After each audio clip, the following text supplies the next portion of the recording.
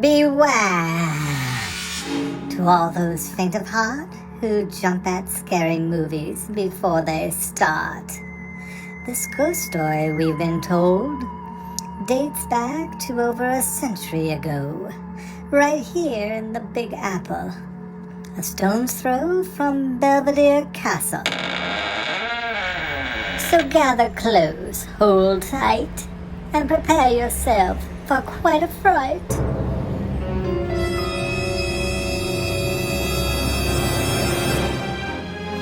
The Voort sisters visit after dark at Wollman Rink in Central Park. One sister dressed in purple, the other in blood red, skillfully skating figure eights, even though they're both dead. Our story will start once I turn back the hands of this clock. We'll head to the Victorian age, where women wore corsets and men donned top hats. Marriages were arranged so families' reputations remained intact. The Vandervoorts resided on a street where the Vanderbilts and the Rockefellers lived, in a mansion where more than a few skeletons are hid. The Vandervoort family, you see, was quite wealthy, but the father's parental control was somewhat unhealthy. His two daughters came of age in a time when a young lady's appearance was put on display for eligible bachelors who arrived by carriage in hopes of seeking their hands in marriage. Unfortunately, the old man was intent to never offer his consent to any man who came forth asking permission to marry a Vandervoort. Days turned to nights, and nights became dark, once no eligible suitors rang the doorbell at the manor on the edge of the park. The girl's loyal governess watched in horror at the way Mr. Vandervoort imprisoned his daughters, until the night she felt inclined to approach him and speak her mind. Oh, Mr. Vandervoort, why can't you see? If you love someone, you should set them free. Oh, please, please, your daughters are fully grown. Let them make the decision of their own. Mr. Vandervoort, who was eating his food, heard what she said but wasn't amused. Listen to me, you silly old bat. No one speaks to me like that. You should learn to silence your tongue, for your words lack common sense or wisdom. Then he gave the poor governess a fright when he looked her dead in the eye and pulled out his knife. Proper young ladies living in the Gilded Age are expected to be well-behaved. I insist my daughters be meek and mild, not running loose or acting wild. The noble governess returned to the girl's chamber. Her confidence slightly wavered. She told the girls what she said, trying to hide her sense of dread. Oh, sweet girls, I'm such a fool to think I could convince your father to bend his rules. He may be rich, but he's still as stubborn as a mule. Rosetta rose from her chair, flabbergasted to learn her governess approached her father without fear. Would she, herself, be able to change his mind? She wouldn't know for certain unless she was willing to try. Oh, Father, do not despair. Janet and I only wished for some fresh air. Perhaps we can go out for a skate.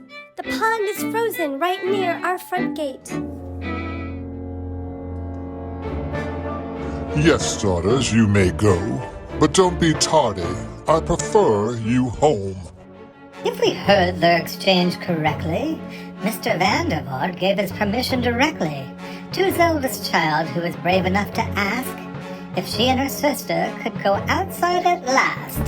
To all you youngsters listening to this who hesitate to express your wish, it might seem easier to ask for help, but it's much better if you speak up for yourself. Now let's get back to our tale before these horrors get too stale. Rosetta ran back to her room to find her sister Janet still filled with gloom. Sister, we must be quick. Father's rules are very strict. The longer you hesitate, the less time we have to skate. The girls donned their bonnets, tied their ribbons, and ran to the door, but turned back to grab the mittens before they tiptoed across the floor. There's a whole new world outside this door, so many places for us to explore. Let's go out and take a spin before the ice gets too thin. But when the Vandervoort sisters returned home, much later than they were told, their father said if they can't obey, from this day on, inside they'll stay. I'm sorry, my dears, but the rules were broken. I demand you return to your chambers without another word spoken. And so it went, year after year. Seldom were the sisters allowed to leave their home without fear. The only time they spent out of their father's sight was when the two took to the ice. Never married, never a broken heart, Janet and Rosetta Vandervoort died weeks apart. Only a few close acquaintances came to mourn, since the girls rarely traveled farther from where they were born. Victorian tales often go, a spinster's life is full of woe, but these two fought societal convention, living their lives of their own invention. Although the two never wed or had children of their own to tuck into bed, their bravery cannot be denied, for it took grit and courage for them to never become brides. Now people skate on the pond. They've seen the sisters aptly donned as figures floating on the ice, blades sparkling to be precise. Wollman Rink after dark on the south side of Central Park. They haunt these old familiar grounds, skating together round and round. So if perchance you see them there, enjoy their presence if you dare.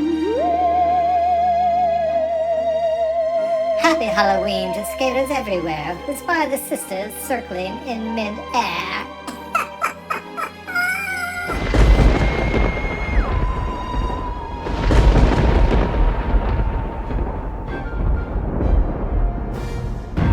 Some listeners may be inclined to think we just made up a fancy nursery rhyme, but these two sisterly ghosts we celebrate with glory are based upon a real-life true story.